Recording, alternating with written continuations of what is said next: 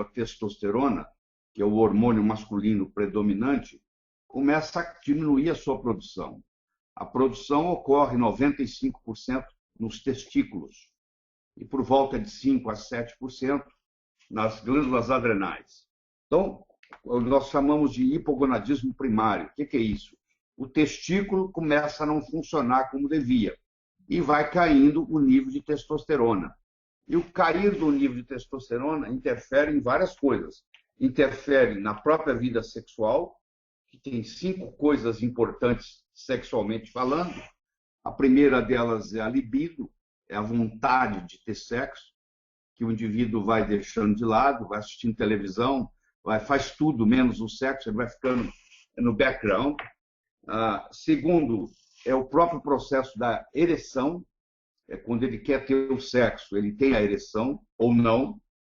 O terceiro é a ejaculação, que quando a testosterona começa a cair, o líquido ejaculatório também começa a diminuir. E quarto é o orgasmo, que começa a perder a sua força. Então chega o sujeito nem saber se ele tem orgasmo ou não, porque é tão rápido e tão fraco que ele não consegue nem detectar às vezes.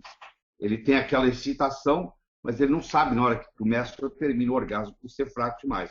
Esses 4 componentes podem vir juntos, ou seja, o paciente pode chegar no consultório médico e dizer, eu tenho problema de libido, da vontade sexual, eu tenho problema de ereção, eu tenho problema da ejaculação e eu tenho problema do orgasmo. Ou pode aparecer individualmente, seletivamente. Tem aquele indivíduo que tem só o problema da libido. Ele não tem vontade, mas se pintar o clima, ele vai ter ereção. Tem aquele que tem a vontade, mas não tem ereção. Tem aquele que tem a vontade, tem ereção, mas não tem ejaculação. Ou não tem orgasmo. Então, isso aí se combina muito.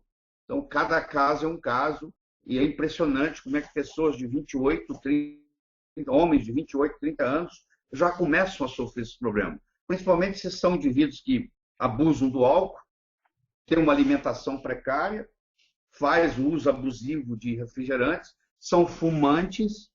Então, geralmente, uma pessoa que fuma mais de 15 cigarros por dia vai terminar com problema de disfunção erétil, mais cedo ou mais tarde. Então, quando você faz esse somatório de tudo isso, mais essas toxinas, você vai encontrar indivíduos jovens que já estão, por incrível que pareça, num processo de andropausa. A boa notícia que eu tenho para todos nós é que em qualquer momento você pode reverter essa situação. Não é nada irreversível. Mas se não é tomado nenhuma atitude, se não é mudado o estilo de vida, se não é feito nenhuma modulação hormonal, a tendência é piorar. E aí nós vamos ver a outra parte que eu acho que é mais importante do que a sexual. O coração é o órgão que mais tem receptor para testosterona. Na realidade, a testosterona é um hormônio cardíaco, porque ela faz o coração bater com mais força, ela dilata a coronária, ela dilata os vasos do cérebro, ela é vasodilatadora. O cérebro não consegue funcionar sem testosterona, o que dá ao homem esse raciocínio tridimensional, esse raciocínio espacial, essa capacidade de determinar onde ele está no espaço. Ele não precisa de GPS para chegar a lugar nenhum, as mulheres já precisam mais, o homem tem essa capacidade de localização espacial mais desenvolvida por causa da testosterona. É a testosterona que fortalece o osso no homem. Então, o homem que não tem testosterona, ele tem um osso fraco, ele tem um músculo fraco, ele tem um coração fraco, ele tem um cérebro fraco. E ele vai no médico e o médico diz, você tem que aceitar isso. Isso faz parte do processo de envelhecer. Isso faz parte da idade. Isso é normal. Bom, pode até ser normal estatisticamente, mas você pode reverter tudo isso.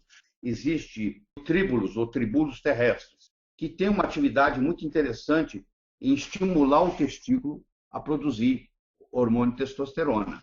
Então, o indivíduo que é mais jovem, vamos supor, um indivíduo de 30 anos de idade, nós não vamos colocar ele numa modulação hormonal com testosterona, porque ele teria que ficar a vida inteira.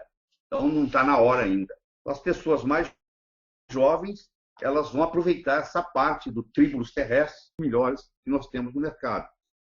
E aí o testículo volta a funcionar, porque o testículo ainda é jovem, está faltando uma estimulação. Um dos grandes problemas da andropausa ser prematura é a ingesta excessiva de açúcar.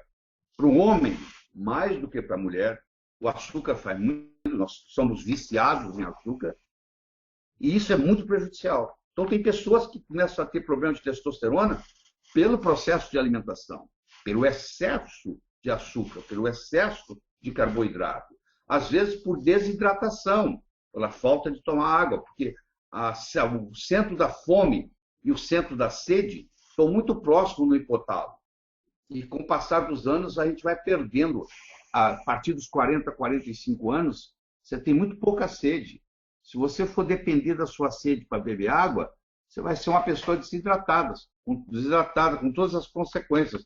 Então, a pessoa tem que aprender a fazer a ingesta de fluido, de água especificamente, sem esperar a sensação de sede.